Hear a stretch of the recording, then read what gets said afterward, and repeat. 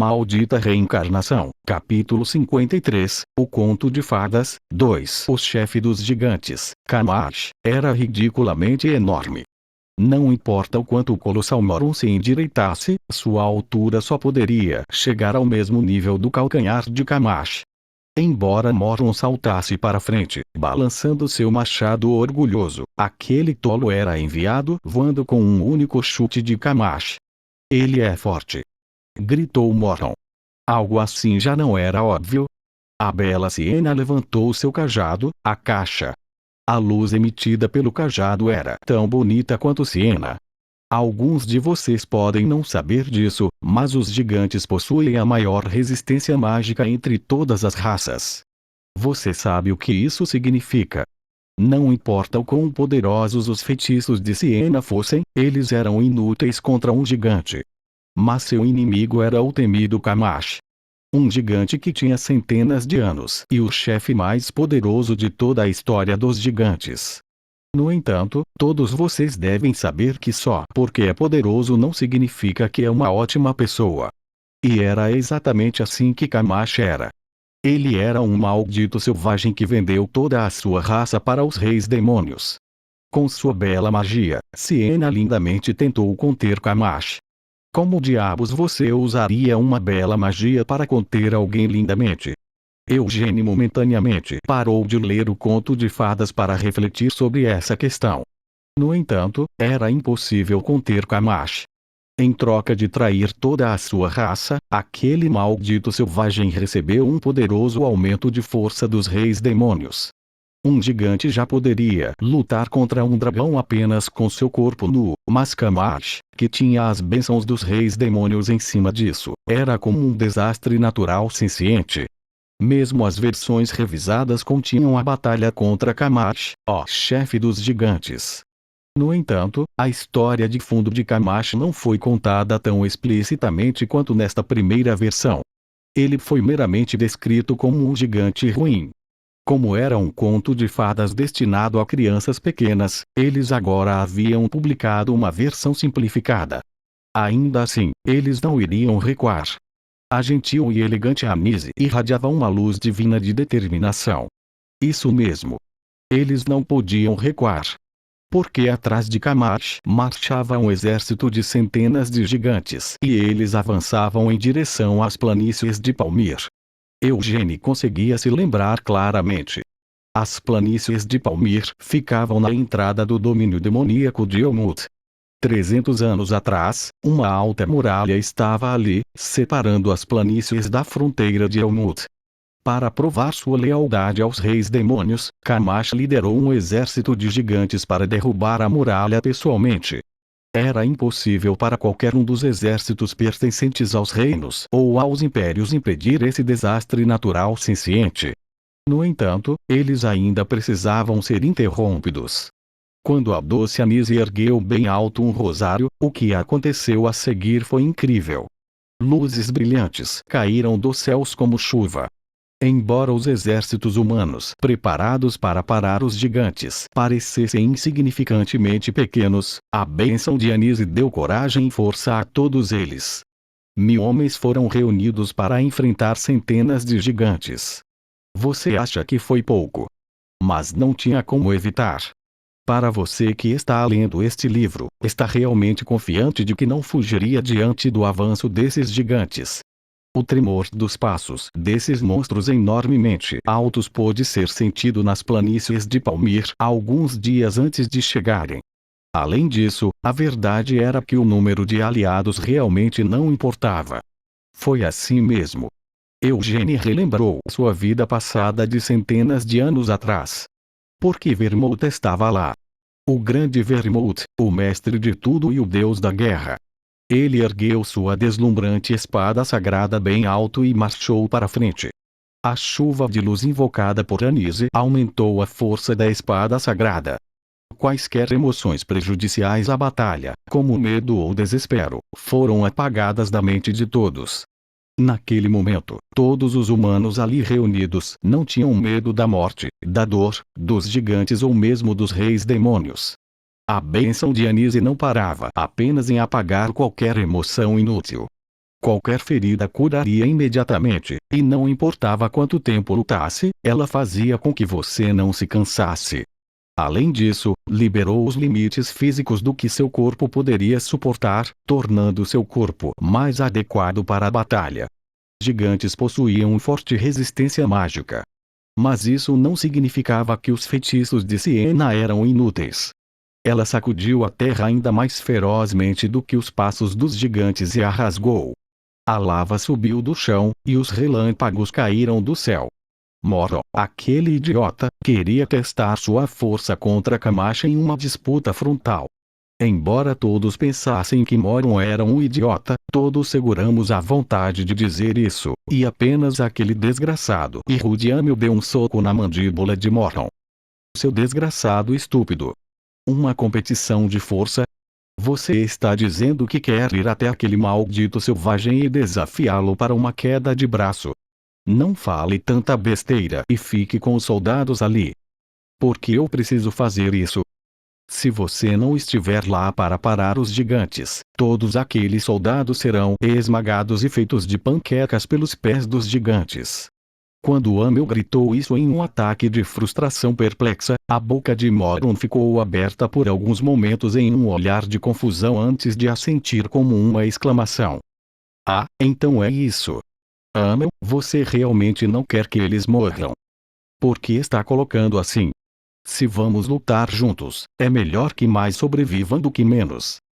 Certo, entendi. Eu agirei como seu escudo. Mas o que você vai fazer? O que eu sempre faço. Era melhor que mais sobrevivessem do que menos. Claro, esse era apenas o caso quando se falava de seus aliados. Quanto aos inimigos, definitivamente seria melhor se muitos deles fossem mortos.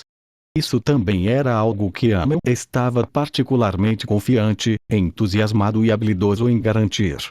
Naquela época, os cavaleiros ainda acreditavam em sua própria grandeza. Quando Moron parou na frente dos soldados, os cavaleiros se dirigiram para Vermouth. Apresentando-se como os Cavaleiros da Rosa, sei lá e da Rocha tanto faz, eles continuaram a jorrar os nomes das ordens de cavaleiros com as quais ninguém jamais se importaria. O que esses idiotas basicamente queriam dizer ao falar tudo isso era, vamos lutar juntos. O que eles queriam dizer com lutar juntos?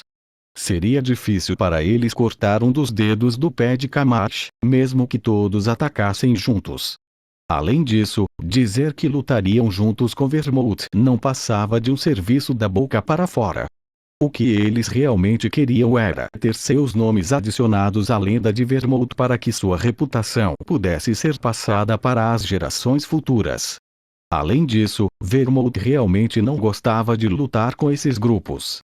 Ele sabia muito bem que se lutasse ao lado desses cavaleiros, eles apenas o puxariam para baixo inutilmente e serviriam como escudos de carne no máximo. Este era o grande Vermouth. Havia apenas um homem capaz de lutar ao lado daquele monstro desumano, e ele era o único que Vermouth podia confiar neste campo de batalha. Amel. Sim. O que foi? Amel, o tolo. O braço esquerdo. Consegue. Prefiro o braço direito. Aquele maldito do Camacha não é destro. Se é esse o caso, você pode pegar o braço direito. Porque precisamos dividir o braço esquerdo e o braço direito. Eu só vou descobrir à medida que for avançando. Isso é difícil colocar em palavras. Embora vocês leitores possam não estar cientes disso, demorei muitas tentativas para escrever isso de alguma forma, sabe? No entanto, se você leu até aqui, tenho certeza que já percebeu. Não tenho tanta habilidade em escrever histórias. Eu apenas escrevo o que me vem à mente. Enfim, foi uma luta inacreditável. Camacha era alto como uma montanha. Quanto ao Vermouth e Amel, bem, embora não fossem tão grandes quanto Moron, ainda eram altos e com bons físicos, mas não havia como serem comparados com Camacha. No entanto, Camacha não conseguiu avançar mais. Quando ele tentou dar mais um passo, Amel cortou seu tornozelo com um machado. Quando o gigante balançou o braço para a praga, Amel cortou seu braço como uma espada. Quando Camacha jogou o punho em Amel, a lança dele perfurou o pulso de Camacha. Então Vermouth abriu a garganta de Camacho. Não foi tão simples como este livro fez parecer. Confiando na benção de Anise, Amel saiu para enfrentar Camacho. Sempre que as coisas ficavam assustadoras, a magia de Siena intervinha, então Vermouth parava o ataque. Sem a ajuda da espada de luz sagrada e a ajuda de Vermouth, Amel não poderia ter bloqueado Camacho sozinho. Somente a espada sagrada foi capaz de acabar com Camacho, que estava preenchido com o poder dos reis demônios. Mas, como a espada sagrada só reconheceria Vermouth como seu mestre, o único que finalmente conseguiu matar Camacho foi ele. Com sua garganta aberta, o sangue jorrando de Camacho lavou as planícies. Era como se uma margem de rio em algum lugar tivesse se aberto. Embora Camacho tenha morrido, os gigantes não se renderam. No entanto, a situação ainda era mais administrável do que era no início. A bênção dos reis demônios havia desaparecido com a morte de Camacho, então a bela magia da linda Siena foi capaz de exercer sua força total. Foi isso que Eugênie sentiu ao ler até aqui. Foi Siena ou Anise quem escreveu este livro. Claro, o autor deste conto de fadas clássico era desconhecido, mas depois de ler este livro, Eugênie descobriu algo. A sábia Siena e a fiel Anise. Esses eram seus títulos usuais. No entanto, nesta primeira edição do Conto de Fadas, todos os tipos de títulos foram anexados à frente dos nomes delas. Linda Siena. Elegante Anise. Bela Siena. Doce Anise. Encantadora Siena. Sedutora Anise. O que essas duas cadelas estavam tramando? Por outro lado, Moron e Amel foram terrivelmente assediados. Idiota Moron. Imbecil Amel. Estúpido Moron. Amel, filho da puta. Moron barulhento. Amel boca suja. Talvez porque não suportassem atribuir nenhum outro título ao Vermouth, do princípio ao fim, sempre que ele aparecia, era apenas descrito como o Grande Vermouth. Mas não eram apenas os títulos. Embora esta primeira edição fosse incomparavelmente mais selvagem em sua representação, o conteúdo era extremamente detalhado. Não era apenas a batalha contra Camacho e os gigantes. Os vários eventos pelos quais passaram em Yomut também foram descritos em detalhes consideráveis. O autor deste conto de fadas que foi publicado 300 anos atrás foi especulado como um bardo experiente em pegar vários rumores e tecê-los em uma música. No entanto, tendo ele mesmo lido esta primeira edição, Eugênie tinha certeza de que o autor deste livro não era nada parecido com um bardo. A relação entre os personagens foi retratada de uma forma muito real para um livro que se diz ter sido escrito por um bardo. É como eu me lembro. Siena e Anise se davam bem. De acordo com o que Mer havia dito, Siena costumava descrever Anise como uma mulher parecida com uma cobra. Essa avaliação não o surpreendeu nem um pouco. Durante suas viagens, Siena costumava chamar Anise de cadela e cobra na cara dela. Como se davam tão bem, as duas podem ter escrito esse conto de fadas juntas. Se fosse esse o caso, faria sentido terem usado besteiras, como linda ou elegante, para descrever uma a outra. Ou então, uma das duas poderia tê-lo escrito e depois tentado obscurecer qual delas era, escrevendo assim: foi Siena? Ou poderia ser Anise? Eugênie ficou perdido em pensamentos por alguns momentos. Surpreendentemente, ambas tinham personalidades podres, então podia ver qualquer uma delas fazendo algo assim. Ainda assim, elas não estavam sendo um pouco contundentes com essas descrições. Isso não foi escrito pela senhorita Siena? Eugênie virou-se para Mer e fez essa pergunta em vez de ponderar sozinho. Afinal, ele tinha com ele uma familiar que acompanhou Siena há centenas de anos atrás. Não diga algo tão insano. Mer, que estava lendo um livro sobre magia, respondeu como uma expressão de nojo. Por que a senhorita Siena escreveria uma história dessas? Eugênie tentou se explicar. Não, bem, enquanto lia, notei vários adjetivos que eram usados para descrever Siena em particular. Você está falando daqueles que a chamam de linda, fofa e adorável? Sinceramente, você realmente acredita que a senhorita Siena escreveria sobre si mesma assim? Mer perguntou-lhe com ceticismo. Eugênio hesitou. Não a insulte assim. A menos que seja louco, quem colocaria tais palavras na frente de seu próprio nome em uma história que eles mesmos escreveram à mão? Mer exigiu. Eugênio conteve sua vontade de dizer algo em sua própria defesa. Mesmo que seja você, Sir Eugênio, não vou perdoá-lo se insultar a senhorita Siena. Disse Mer, erguendo os punhos cerrados. Em resposta a essa reação violenta, Eugênio continuou folheando o conto de fadas sem fazer mais perguntas. Siena. Eu sempre gostei de você. Porque esta parte é a mesma das versões revisadas. Não havia como Siena fazer isso. Depois de ler a cena da morte de Amel, Eugênio teve certeza disso. Quem escreveu este conto de fadas foi Anise. Não disseram que até ela partir em peregrinação, passava seus dias no Sacro Império sendo chamada de santa? Parece que uma vida assim deve ter sido chata o suficiente para deixar Anise louca. Deve ser por isso que ela escreveu algo tão bizarro. Com a personalidade de Anise, era provável que ela escrevesse sobre si mesma como sendo gentil e charmosa. Quanto ao motivo dela ter acrescentado isso e aquilo ao nome de Siena, ela devia querer zoar a Siena. Siena. Eu sempre gostei de você. E no processo, eu também fui zoado. Aquela filha da puta. Eugênio cerrou os punhos em uma onda de frustração. Embora tivesse lido esperando o contrário, mesmo neste conto de fadas, não registrou realmente como a batalha decisiva contra o rei demônio do encarceramento terminou. Nesta, foi semelhante às versões revisadas. Um juramento foi feito e, com essa paz recém-forjada, os membros do grupo deixaram Elmut e voltaram para suas respectivas casas. Foi assim que viveram felizes para sempre. Felizes para sempre, ele disse. Eugênio estalou a língua e fechou o livro.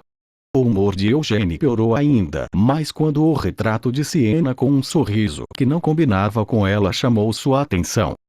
Você vai fazer outra tentativa? Mer perguntou. Eugênio grunhiu em confirmação. HM. Mer observou. Embora eu não ache ruim tentar outra vez, parece um pouco arrogante tentar no seu nível, Sir Eugênio. Ele já tinha ouvido algo semelhante dela algumas vezes antes. Eugênio sorriu e se dirigiu para a bruxaria. O desafio precisa ser difícil para valer a pena, afirmou Eugênio. Mer zombou. Você continua falhando, então como isso vale a pena? Embora tenha dito isso, Mer não tentou impedir Eugênio. Ela estava secretamente interessada no que Eugênio estava tentando. 10 dias depois que os Cavaleiros Leão Negro partiram, Eugênio passou a maior parte de suas horas de vigília em Acreon. Nos primeiros dias, ele havia estudado a magia nos andares inferiores como Mer havia recomendado. A magia de batalha no 11º andar, a magia de fogo no 9º andar, a magia do campo de batalha no 7º andar e a magia espacial no 6º andar. Eugênio estava especialmente interessado na magia espacial no 6º andar.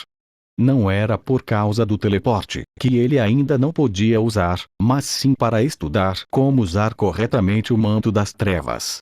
Este manto foi encantado com os mais altos níveis de magia espacial e era uma incrível peça de armadura por si só, mas poderia ser usado de várias outras maneiras, dependendo de quão habilidoso você fosse ao manuseá-lo.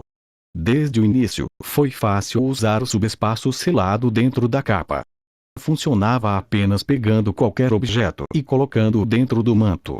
Retirá-lo também era fácil. Você só precisava enfiar a mão dentro da capa e puxar o objeto para fora. No entanto, para usar o manto para rebater um ataque, as coordenadas espaciais precisavam ser calculadas separadamente. Em outras palavras, era necessário identificar rapidamente as coordenadas espaciais de onde o ataque seria recebido e então designar as coordenadas ao longo das quais o ataque deveria ser retornado. Mesmo apenas procurar por essas coordenadas exigia magia de alto nível. Mesmo tendo grande interesse nisso, Eugênio foi forçado a desistir por enquanto. Eugênio voltou mais uma vez ao 12º andar. O Eternal Oli que tinha visto na bruxaria simplesmente não saía de sua mente.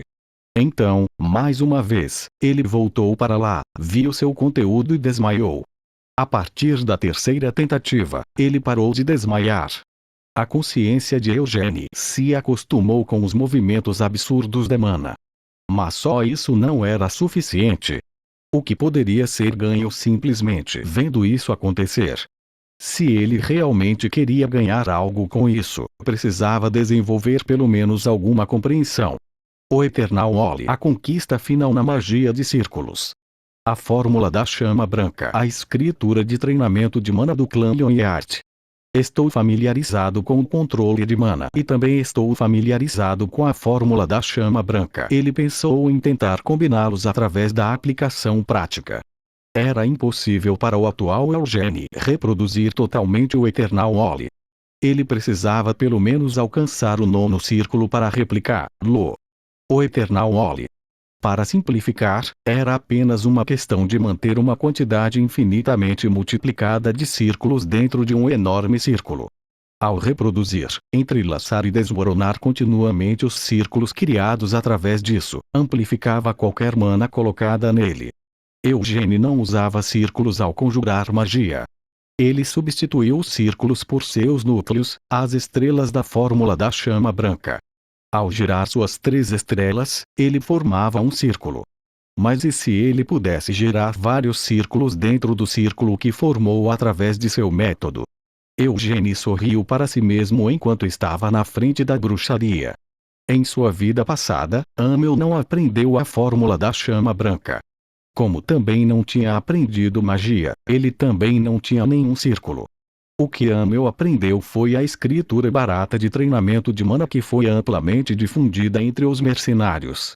Amel acrescentou seu próprio conhecimento e melhorias em cima disso.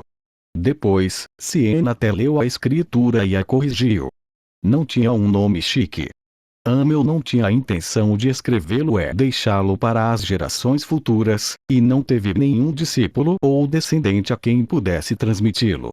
No final, o único no mundo que aprendeu essa escritura de treinamento de mana foi Amel. Primeiro, você constrói seu núcleo. Então explode a mana formada neste núcleo em uma cadeia de explosões. A mana impulsionada por essa explosão interna se espalha rapidamente por todo o corpo. A mana explodida não era liberada fora do corpo. Ao explodir toda a sua mana, Amel poderia usar toda a sua força por um único segundo. Com apenas isso, Amel foi capaz de cortar os membros de Kamash. Você nasceu com instinto para a batalha. Isso foi algo que Vermouth lhe disse uma vez. Você realmente pagou um bom dinheiro por esse tipo de escritura de treinamento de mana. Foi isso que Siena disse. Simplesmente não consigo entender. Com esse tipo de lixo, ao praticar essa escritura de treinamento de mana, você conseguiu atingir o nível de força que tem agora. Ele conseguiu. Eugene não duvidava de si mesmo. Ele viu que sua ideia tinha alguma possibilidade de sucesso. Se fosse esse o caso, definitivamente conseguiria. Não precisava necessariamente reproduzir perfeitamente o Eternal Oli. Com sua fórmula da chama branca da terceira estrela e o círculo que criou a partir dessas estrelas, ele explodiria a mana gerada dentro do círculo. Não seria apenas uma explosão comum. Em vez de uma explosão singular, haveria uma cadeia contínua de explosões. Se ele conseguisse fazer tudo isso tão naturalmente como se estivesse respirando, já que você me permitiu ver tudo assim dentro de sua consciência, Eugene viu o mar infinito de mana sendo usado para desenhar um círculo. Este era o Eternal Oli, o ponto final da magia de círculos criada por Siena. Transmitia uma sensação de admiração, embora já o tivesse visto muitas vezes. A essa altura, ele não corria mais o risco de cair inconsciente. Enquanto mergulhava em sua própria consciência, Eugene observava o fluxo de mana. Uma série infinita de círculos estava sendo criada, todos contidos em um enorme círculo. Enquanto se concentrava em sua consciência, a mana de Eugene, que era como uma partícula de poeira dentro desse vasto mar, começou a responder. Deste modo, 2 anos se passaram.